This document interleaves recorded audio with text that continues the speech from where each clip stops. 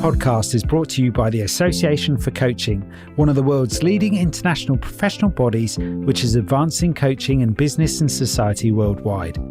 I'm your host, Rob Lawrence, and in this new series, I'm delighted to introduce you to a small number of coaches who specifically focus on coaching men. We are aware that many men are struggling with their lives, their sense of meaning and purpose, their relationships, finances, physical and mental health and well-being.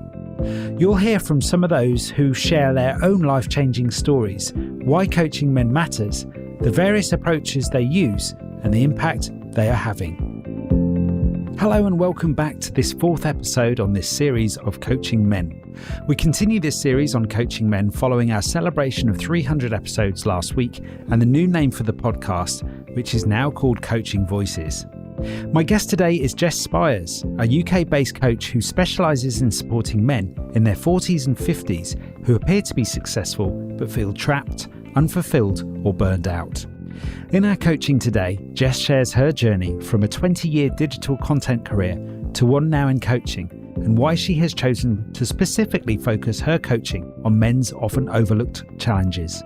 In our chat today, Jess will reveal insights as to why she believes men struggle to open up and how coaching can help men to explore their values, emotions and limiting beliefs, and how coaching can create a safe, non-judgmental space for meaningful change. You'll also hear about her new podcast, which launched this month, and how that's going to support her work encouraging greater self-compassion amongst men. Jess, a very warm welcome to the podcast. Thank you so much for having me, Rob. Yeah, it's great to have you on the show this week. I'm really excited to be talking with you, Jess. Of course, I know you reasonably well in the various local coaching communities that we belong to. But for our listener, perhaps a good place to start would be to give our listener a sense of who you are and what it is that you do today, and perhaps how you've arrived at what it is that you do today. Yeah, happy to give my intro. So I'm relatively new to coaching. I haven't done this my whole career. I spent the first 20-ish years of my career in digital content. So website content, podcasts, social media, blogs, that kind of thing. I was lucky enough to have coaching in my job when I was 39, I must have been. And I remember very clearly my coach saying to me, I think you'd make a good coach. And I was really surprised because I don't think it ever would have occurred to me. It wasn't a career path I'd ever considered. I didn't have an HR background, anything like that. But it planted a seed and I went off, did lots of research, listened to lots of podcasts and thought, do you know what? Coaching actually sounds really aligned with what I think I'm good at, what I enjoy. So I decided to train as a coach. I did my ILM level 7 alongside working part-time in my content job, qualified a couple of years ago, and I left my corporate job, it was about a year and a half nearly ago now, to go all in on my coaching business. It's a bit of a roundabout way to get to coaching, but I feel I've really found my passion. I absolutely love coaching. You know, people say to me, I can't wait to retire. And I'm like, I never want to retire. I love doing this so much that I can see myself working till I'm much older. So that is just a bit of background about me and how I came to coaching. That's wonderful. I can relate with that. And I imagine that some of your clients are probably talking to you about retirement, and maybe we'll get into some of that today. Obviously, the series is about coaching men, and I know that's something you specialise in. So I'm curious as to why coach men, Jess. Great question, Rob. And you're definitely not the first person to ask me that. I initially started coaching people around the age of 40, men and women, because I saw, as with myself, it's such a natural time in your life to pause and reassess and think, you know, I've done 20-ish years in my career. I've got another 20-ish left. What do I want to do with the rest of it to make it more intentional? And as I coach more and more people, I just naturally coach more men than women.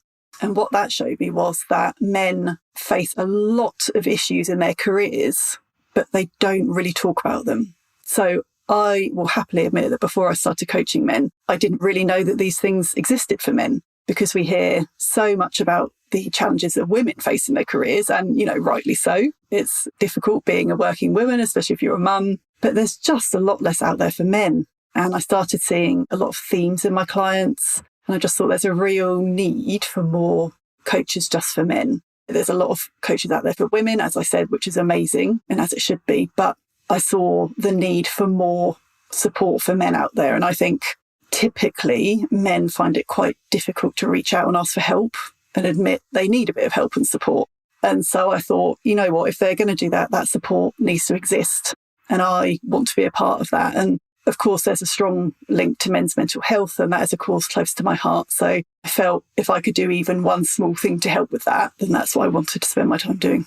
Yeah, that's really commendable. And I'm curious, when men arrive at your doorstep or on the phone or via email, however they do, what is it that they present with? I'm curious as to what it is that they're feeling challenged with and how they feel that you might be able to help.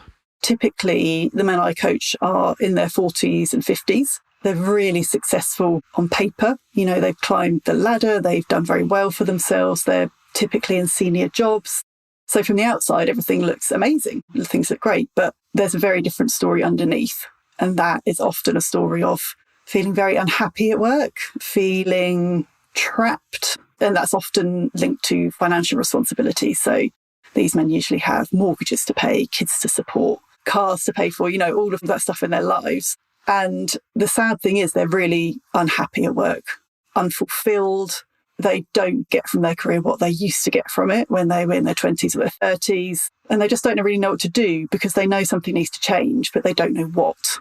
And of course, that brings up a lot of uncertainty and a lot of fear as well, actually, because if you've done a similar role or been in a similar industry for decades, it's really difficult to think, what else could I do? What else would I do?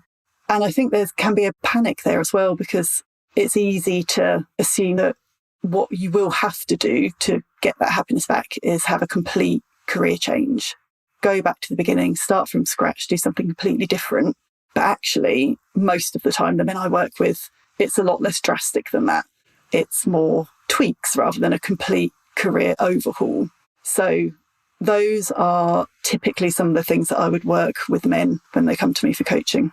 Yeah, you remind me there, Jess, of vulnerability and the fact that we're all vulnerable, men and women, in many respects. And there are times where we do feel uncertain, we do feel fear.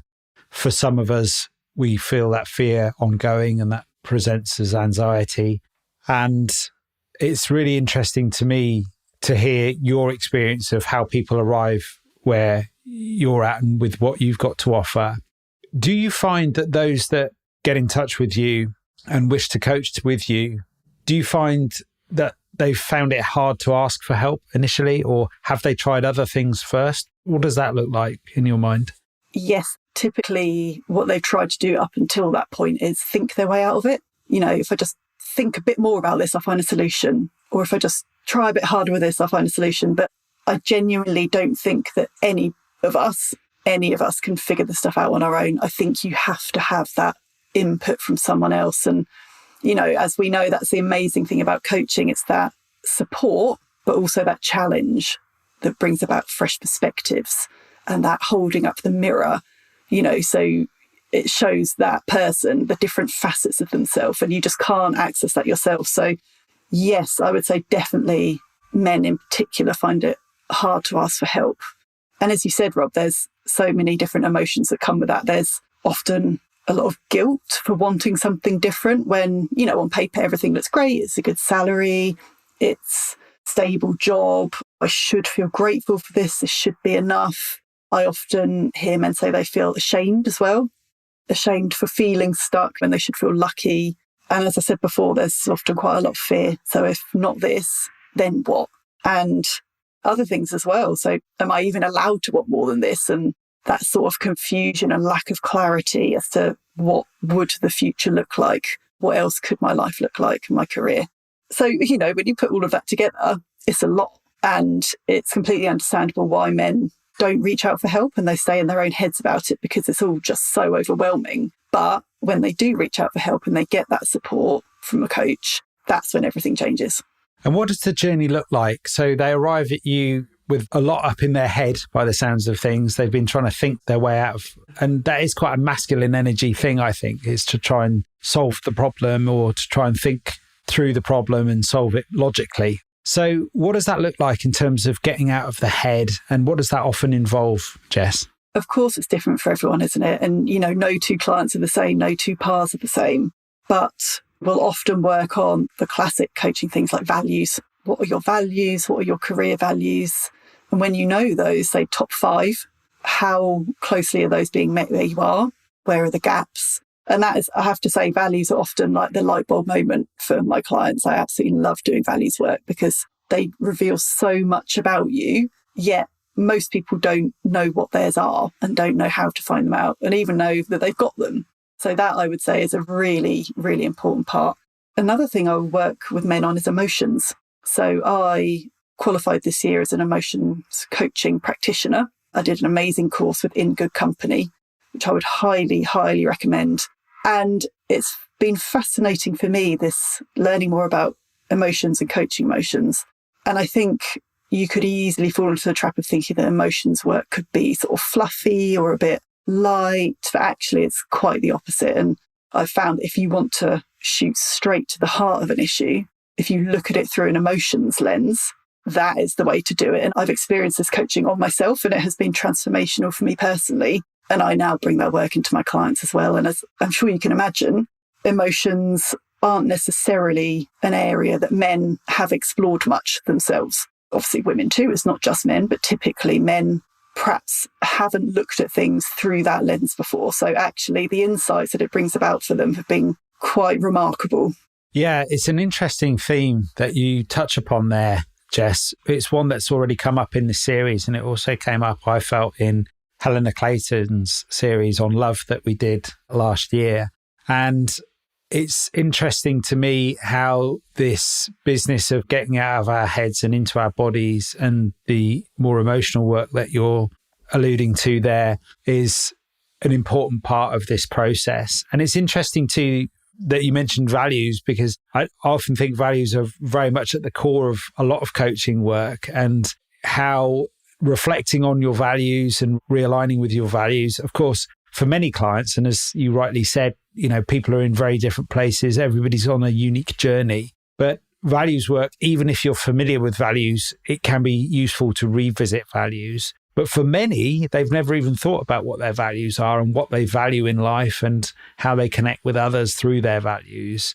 So I could understand how that could play a really important part towards assessing the situation and then taking things forward.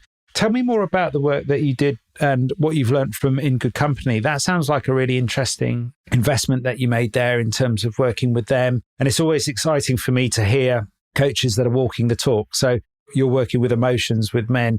You're a work in progress yourself. And there's always something exciting about that, I believe. So I'm curious what insights and lessons you've gained from that training. Yeah, I mean, to be honest, I could probably fill a whole podcast talking about that. As part of the course, you coach people using different tools and techniques around emotions, and you are coached yourself. And so you get to experience what it's like to, like I said, look at things through that lens of emotions. And I made some really fascinating and useful discoveries myself about my own life. And one of the reasons I did the course was because I wanted to feel more confident coaching emotions, because I know how valuable the work can be. And I think probably before I did the course, I had a bit of a tendency to stonewall my emotions. So I felt I was in touch with them, but I almost didn't want to fully explore them because I was worried if I opened that box, what's going to come out and what if I can't put it back in? So I definitely went on a journey myself throughout doing that course. And I think that's what makes me so passionate about now helping men to do the same. And of course, as with anything in coaching, it's only if that person is up for it. It's only if they want to. It's only if they feel comfortable doing it. But if they do and they're happy to do it, it's a lovely, safe container to do it in. One of the principles of this emotions coaching is that you can choose your emotions. You cannot be made to feel a certain way. You can choose how to feel. And it's so empowering. And I use that on myself all the time now and with clients. You remind me there, I was once taught that the physiological reaction we have when we feel fear is very similar to excitement, and sometimes just that reframing.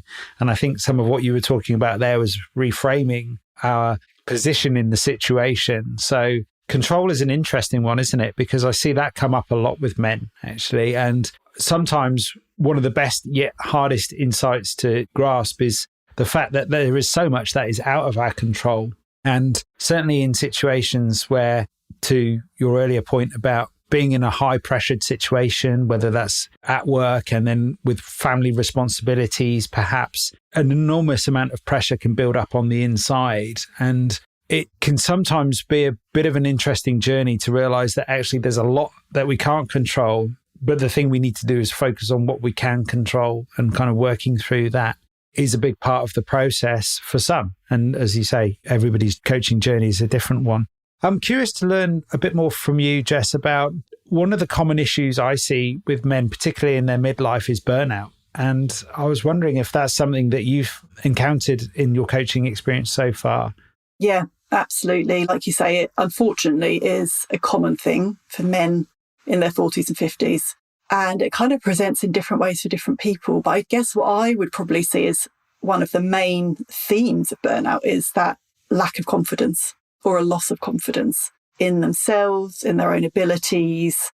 And of course, we know that coaching is a lot about building confidence.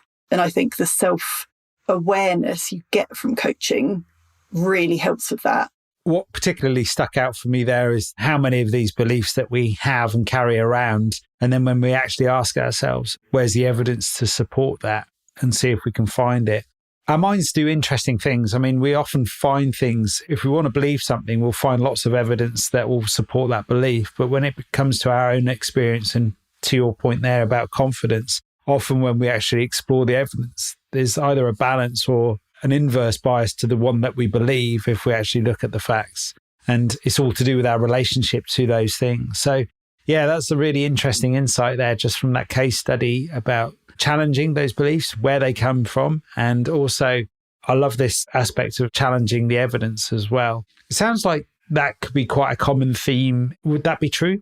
Yeah, absolutely. I think one of my favourite parts of coaching is the challenging.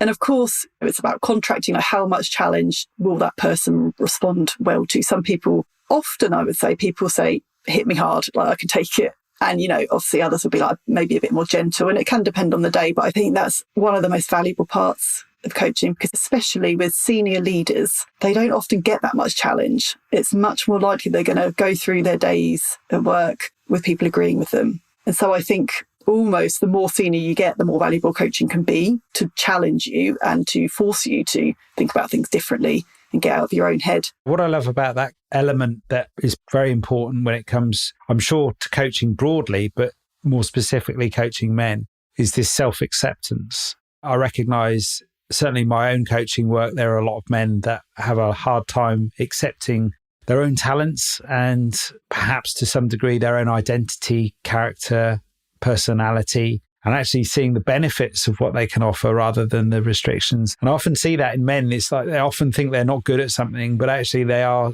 good at doing something, but they just do it differently. And actually that uniqueness is valuable. Rather than trying to be the same as somebody else, comparison seems to come up quite a lot too in conversations I have when coaching.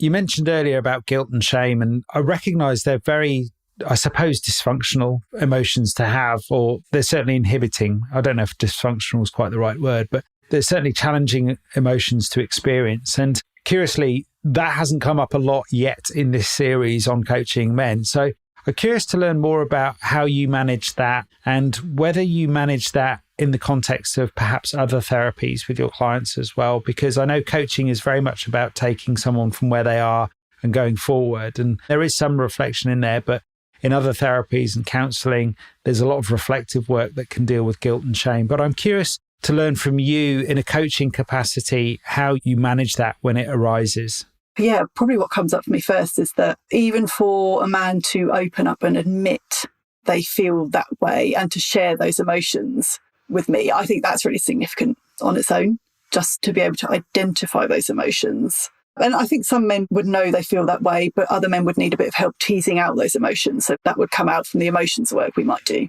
And they are, as you say, very powerful emotions. With guilt and shame, I think, as I said before, that really ties into the mental health element of all of this work. We may or may not know the stats around men's mental health. It's something like 3/4 of suicides in England are men. And we know that suicide is the biggest cause of death for men under 50. So I think when you're dealing with emotions like guilt and shame and fear and doubt and all of those things, you do need to handle it carefully. I think with coaching, there definitely can be an overlap with therapy, can't there? Some coaches may be a bit tentative and not necessarily want to describe themselves as therapists or that kind of thing, because they are, of course, two different jobs, although there is an overlap. So I would always keep what me and my clients discuss as being future focused, because I think that is the point of coaching. But at the same time, it's important to honour those things and to validate those feelings and not be afraid to explore them. So, yes, you are feeling guilty, you're feeling shameful, you're feeling scared. What can we do with that? Or what's that telling you? Is it telling you that you just care really deeply about this? This is really important to you and you don't want to get it wrong and you don't want to let down the people around you. Yes, you feel guilty, you feel shamed, you feel fear. How would you rather feel? Not to discount those emotions, we've recognised them, but going forward, how would you rather feel? And that will often open up a really interesting conversation and options that person hasn't even thought of before. Yeah, that's really insightful, Jess. So what I'm hearing there is, in the first instance, it's actually acknowledging the emotions. And whilst there may be many experienced coaches listening to this podcast now, and they might think, well, that's everyday stuff. I can imagine and have perhaps even been there, although it's probably so long ago, it's hard for me to recollect. That moment where you gain that new level of self-awareness, where you suddenly realise, oh gosh, what I'm dealing with here is guilt or shame. I certainly remember at an occasion, I don't remember the details, but I remember once just feeling a really unusual feeling. And I think it might have been after our second son was born. I felt this really unusual level of not just happiness, but mixed in with that, this real sort of confused, unusual feeling.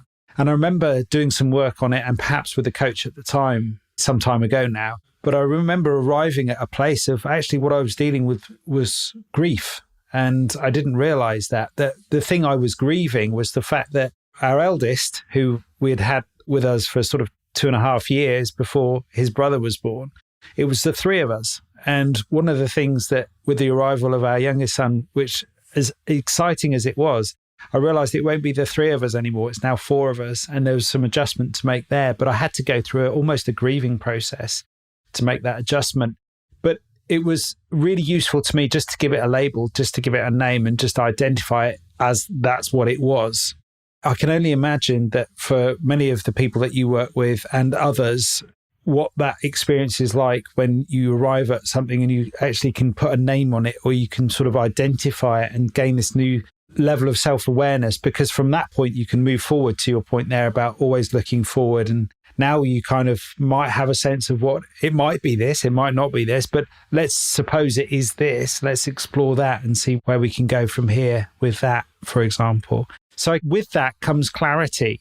That is really interesting, Rob, because when you were talking there about when your second child was born, it made me think about when my son was born, and my daughter was 2.5, very similar to you. And I think I probably had a similar thing, actually. And I don't think I identified it at the time. Was, of course, you've got this amazing happiness, but it is an adjustment, isn't it? And, going from a family of 3 to a family of 4. And I think the fact that you are able to identify that emotion as grief, because that's not an obvious emotion to have at that time, is it? Yeah, exactly. But the fact that you are able to identify it is so useful. And I actually think with emotions coaching, of course, there are lots of different tools and exercises that are really, really, really useful and powerful. But sometimes just looking at an emotions wheel where you've got more obvious emotions in the middle, and then the next layer, they fan out and they become a little bit more sort of different, subtler flavors of that emotion.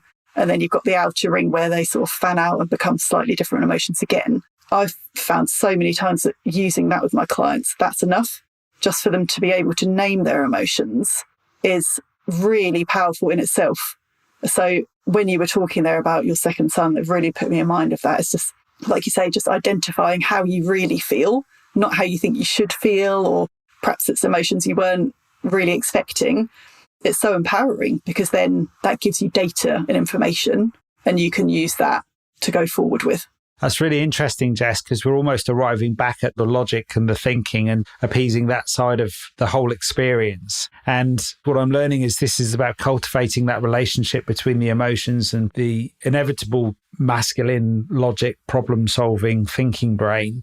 And something you just revealed there with the emotions wheel, which is something I haven't come across before. So that sounds super interesting, and it sounds like quite a useful tool to share with clients. What I have heard about before are where you can have sort of various different lists with lots of emotions on there in a similar way that you can have that with values. And there are even apps out there where you can click on an emotion and it gives you sort of 5 basic emotions. You click on that, it will then give you a few more, and then you can go various different layers. But I think to some degree, what we're talking about here is naming them and putting a label on something, or providing some kind of opportunity to throw logic at the emotion so that we can kind of resolve whatever it is that cognitively is frustrating us or challenging us, and being able to get our hands around something so that we can actually work with it. That's what I'm hearing is going on there.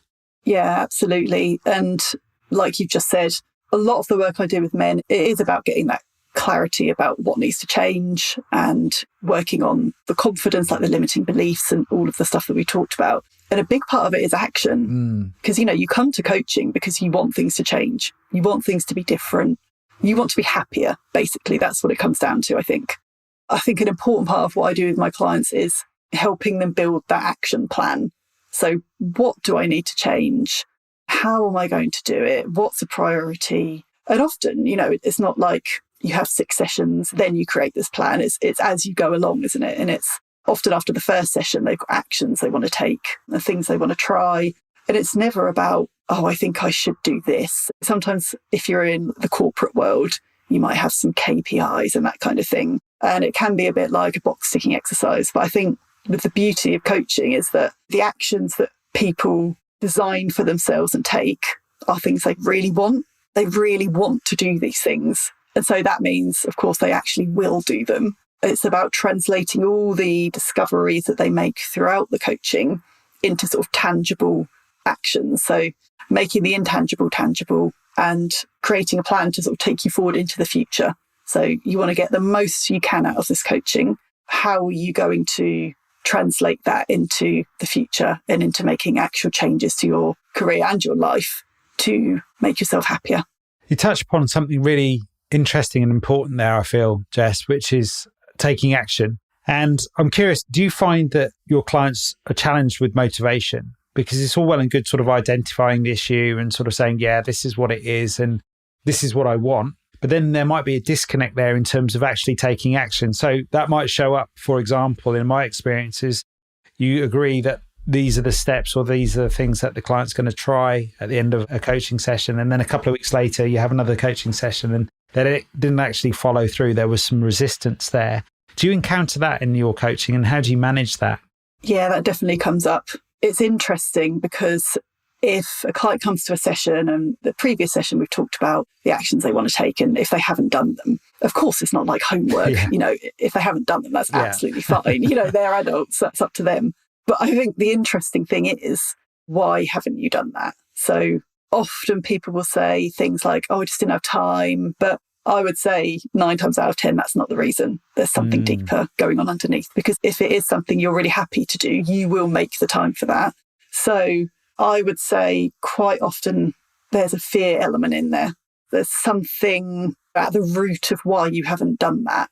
And of course, sometimes it can be as simple as, it just wasn't the right time or the situation changed, so it became irrelevant. But with some things, there's a deeper reason why someone hasn't done it. And I think unpicking that can be quite useful for them. I agree. And this is one of the many things that fascinates me about coaching and the experience of coaching is, as you say, there's no punishment for not having followed through on the actions in coaching. It's a safe environment. But that inaction in itself is action, I suppose. And it's exploring that. So actually to make a decision to do something and then not follow through with it is actually coming back to what we were saying earlier, evidence of a kind that can be explored. And then it's a case of, okay, well, now we can sort of perhaps better understand underneath what's going on.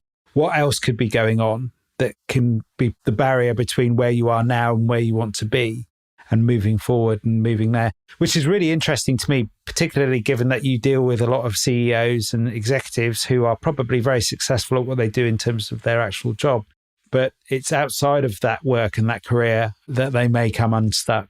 Coaching's such a different space, isn't it? And I will often have men say to me, I haven't ever said that to anyone before. They're bringing things that go round and round in their heads a lot, and they don't feel they can say them to the people in their lives, whether it's colleagues or family or friends. perhaps they sort of hinted at it like, oh yeah, I'm quite unhappy at work at the moment. But it's very common for men to bring things to coaching that they haven't said to anyone else. And that's why I think it's so important that these spaces exist where men can bring these things, because the moment you share it with someone, it instantly lightens the load. And especially if it's a coach, because they can then help you to change things for the better. I'm really glad that you brought that into our conversation today, because there's an emphasis and a reminder there. And perhaps for our listener as well, this might be the first coaching podcast episode that somebody's listened to, I'm imagining now. And that reminder, and perhaps as coaches, we've got a duty, really, I feel, to be out there in the world sharing with people that coaching is a safe space where you can share what you're feeling and you won't be judged in a way where the great thing about having a coach, I feel, is that you are safe to share with them whatever it is you feel you would like to share. Unless there's any harm that's going to come to somebody else, they're not going to share that information. So it's a confidential conversation in that respect. And it's a safe place to be with another human and have a sounding board that you can sort of check your own thinking, your own emotions in with, and also then begin to pave way and put some kind of plan together so that you can move out of the situation that you're in right now. And to your earlier point, find yourself in a happier place or a place that you'd rather be in. I always feel it's a little bit like you're trying to climb a step, but you can't quite get up there and you need someone to give you a bit of a foot up. It's that sort of experience that comes up in coaching. So I'm really glad you've mentioned that, Jess, because I think it's very easy for those of us that are immersed in coaching to forget that actually it is a safe space to share some of these feelings and thoughts unjudged. And that's one of the real benefits for me with coaching. So I'm really glad that you mentioned that, particularly in context of what you were saying earlier about men's mental health, which seems to be either we're getting more awareness about that now these days with statistics and all of the other news and information, and it's probably a bit of both, or where the world is moving at such a fast pace now and there are so many challenges, financial pressures and otherwise for everybody, including men, that it seems that this is needed more than ever. Yeah, I really couldn't agree more, Rob. I think you made some great points. And what I was thinking when you were just talking there was about, of course, coaching can be very deep and transformational, and there's all sorts of clever things we can do and tools and exercises. But like you say, at a very basic level, it is giving someone your time and creating that safe space for them to come and just be themselves. Don't have to mask, they don't have to perform. They can just say how they really feel. And that in itself can be transformational. And especially when it's busy senior leaders, they rush from thing to thing, always on, always checking notifications, emails, and, all of that busy stuff that we do in our lives. It's a reason that I offer 90-minute sessions when I coach people. It's interesting because a lot of people will say before we started our coaching, God, that sounds like a long time. Yeah. And I'm like, well, should we try it? And then if it is too long, we'll cut it back to an hour. But 9 times out of 10, after the session, people will say that went so quickly. It's like a luxury to give ourselves that stretch of time to think about us and our happiness and our self-development. Yeah. To your point about the modern world being insanely busy and overwhelming, it is. And so it's almost like coaching now is more important than ever to give that space and that time. I have had people describe it to me as a luxury, which on the one hand I get, but on the other hand, I kind of think it shouldn't be a luxury. We should all have this because for mental health reasons and everything else, it's so important. Yeah, I couldn't agree more. And with all of those themes in mind and conscious that we're short on time today with our recording, I'm curious, what would you like to see more of in the world today that you feel would support the work that you're doing? I would like to see more compassion and more kindness. I mean, generally in the world, across the whole world, it would be lovely to see more of those things. But I also mean in the context of how men treat themselves. So I guess I mean self-care. It's a common term these days, isn't it? I think it links in with asking for help being a strength, not a weakness. And I think even in this day and age, men often will feel if they can't do something themselves, they failed, there's something wrong with them, it's a weakness. But actually, we know really that getting support to help you be the best version of yourself is a strength. compassion and kindness would be the things that I would like to see more of in the world right now. Yeah, some lovely thoughts there. Thank you, Jess. I really appreciate those. And I couldn't agree more. We absolutely could do with more of that in the world, particularly with men being more kind and compassionate towards themselves. And I love the reframe there that you just offered, that actually asking for help is a strength. I agree with that. But we often, as men, perhaps see that as a weakness, asking for help. Culturally and otherwise, we are, I feel, taught to be self-sufficient, and you need to be able to manage on your own, or being able to reverse that and be able to actually ask for help when you need it is an act of self-compassion and kindness, which is a lovely thought to wrap our conversation up on today, Jess. So thank you so much for your time today. Our listener might be curious to know where and how to connect with you. I know you've got a new podcast show and series coming out, which I'm super excited to hear about. So perhaps you could share some details with our listener as to how they could connect with you to learn more, and a little bit of an insight as to your new podcast. Yeah, thanks, Rob. So I have just launched my podcast, which is called Successful on Paper. And it is about all the things we've talked about today. So it's for men in their 40s and 50s who are successful on paper, but what's going on underneath tells a very different story. And it's a mix of solo episodes. And I'm also talking to guests about their experiences of navigating their careers and their lives in their 40s and 50s. So that's where you would normally find your other podcasts. If you'd like to connect with me on LinkedIn, I'd love to hear from you. It's Jess Spiers, Spiers. And I also have my website, which is www.2020coaching.co.uk. And that's 2020 coaching, all one word, not numbers. So that's words, not numbers. And that's Jess Spiers, JESSPIERS, if I've got that correct, for our listeners' benefit. Yes. Brilliant. I just want to thank you so much for your time today, Jess. I really appreciate this conversation and you making the time to have that conversation with me today. Thanks so much, Rob. I've really enjoyed it. Thank you for listening to another podcast by the Association for Coaching. For over 20 years, our purpose has been to inspire and champion coaching excellence, advance the coaching profession, and make a sustainable difference to individuals, organisations, and society. To find out more about the AC and our member benefits, follow us on LinkedIn or visit our webpage at associationforcoaching.com. Explore our digital learning hub and enjoy our extensive library of on-demand webinars, interviews, podcasts, and a portfolio of live events for your continuing professional development.